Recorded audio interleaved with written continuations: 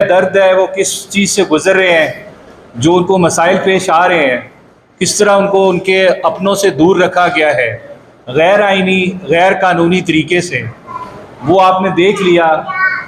इधर जितनी फैमिलीज बैठी हैं, ख़ासकर जो ख़वातीन हैं, उनके आंसू भी आपने देख लिए जो रुक नहीं रहे।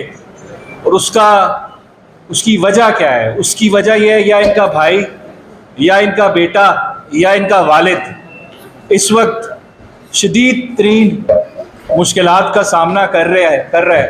45 डिग्री सेंटीग्रेड में बग़ैर बिजली के 10 से 12 घंटे बिजली नहीं होती, उनको प्रिजन में रखा गया है। बुनियादी इंसानी हकूक़ जो हैं उनके, वो पामाल हो रहे हैं।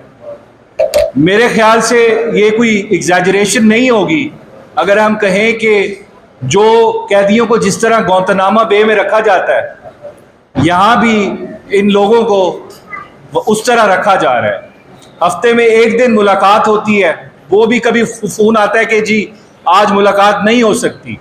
और यहाँ पे कुछ लोग हैं जो फैसलाबाद में जो कहा जाता है हमला हुआ था, उसके जो मुल्जिम हैं, उन लोगों से वो सियालकोट में उनको रखा गया प्रिजन में मिलिट्री की, उनको महीने में एक दफ़ा मिलने दिया जाता है, बल्कि कुछ केसेस में 2.5 माह 3 माह। अब ये कौन सी दुनिया में होता है? क्या हम ये कह सकते हैं कि हम लोग जमहूरियत में रहते हैं, हम ऐसे मुल्क में रहते हैं जहाँ पे कोई बुनियादी हकूक़ हैं, जहाँ पे रूल ऑफ लॉ है? बिल्कुल नहीं कह सकते, क्योंकि जहाँ जमहूरियत होती है वहाँ इंसानों की इज्जत होती है। बेशक वो मुल्जिम भी हो, उसके बुनियादी हकूक़ जो होते हैं वो उसके साथ रहते हैं। अगर ये सारी चीज़ में मैं दरिया को कूजे में बंद करूं कि इसके लिए जिम्मेदार कौन है, तो मेरे ख्याल से हमारी सुप्रीम कोर्ट है। अक्टूबर में फैसला आता है कि जी सिविलियंस का मिलिट्री कोर्ट में ट्रायल जो है वो गैर आईनी है, अनकॉन्स्टिट्यूशनल है। और ये चीज जहन में रखें कि वो लोग अक्टूबर से भी पहले से मई से मिलिट्री की कस्टडी में थे। तो एक शख्स पिछले एक साल से इस वक्त फिजिकल रिमांड पे है। कभी भी दुनिया में ऐसे नहीं हुआ कि किसी शख्स को, किसी मुल्जिम को एक साल के लिए आप फिजिकल रिमांड पे रखें, लेकिन यहां पे ये हो रहा है। या तो ये सद्दाम हुसैन की डिक्टेटरशिप पे हुआ है, या हिटलर के जर्मनी में हुआ है, या मुसलिनी के इटली में हुआ है। ये किसी जमहूरी मुल्क में ऐसे नहीं हुआ।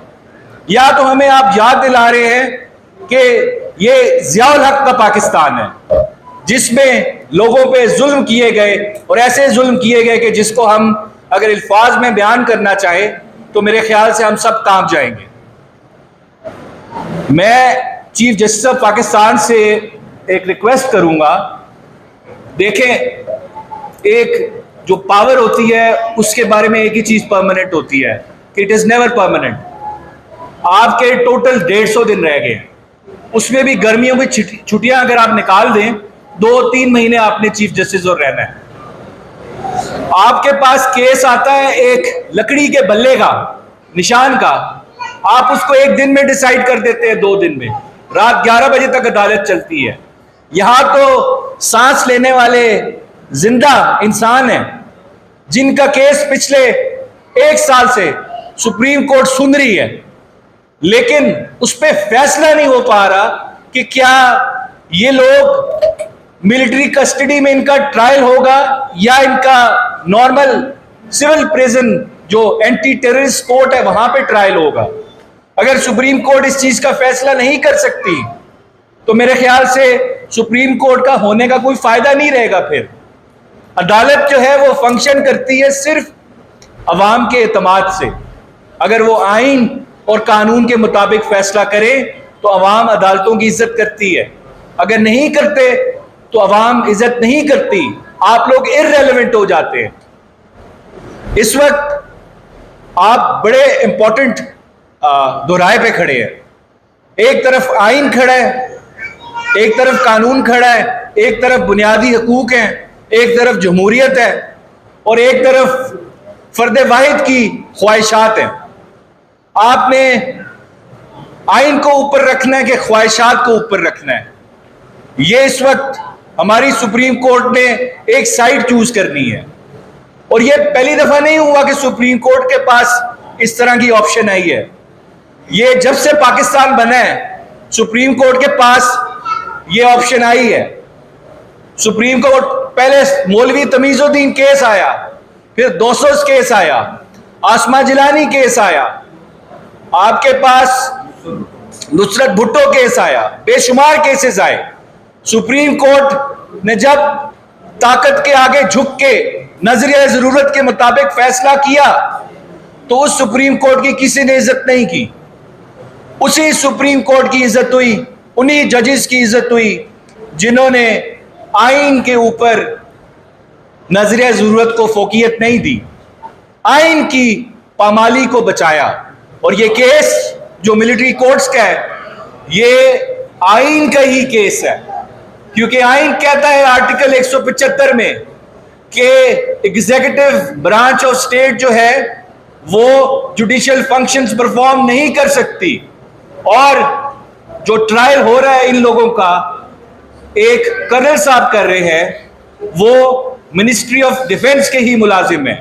अगर उन्होंने ही जज बनना है, जूरी बनना है और डिसाइड करना है केस, तो आपके आइन के आर्टिकल 175 की वायलेशन है और आर्टिकल 10 से जो राइट टू फेयर ट्रायल है उसकी वायलेशन है।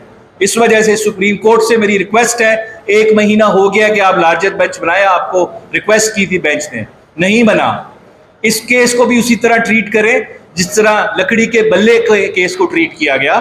तो ये इंसान है, इंसान तो सांस लेता है, लकड़ी का बल्ला सांस नहीं लेता। इनका केस सुने, ये ज्यादा इंपॉर्टेंट है। बातें बहुत है, टाइम कम है।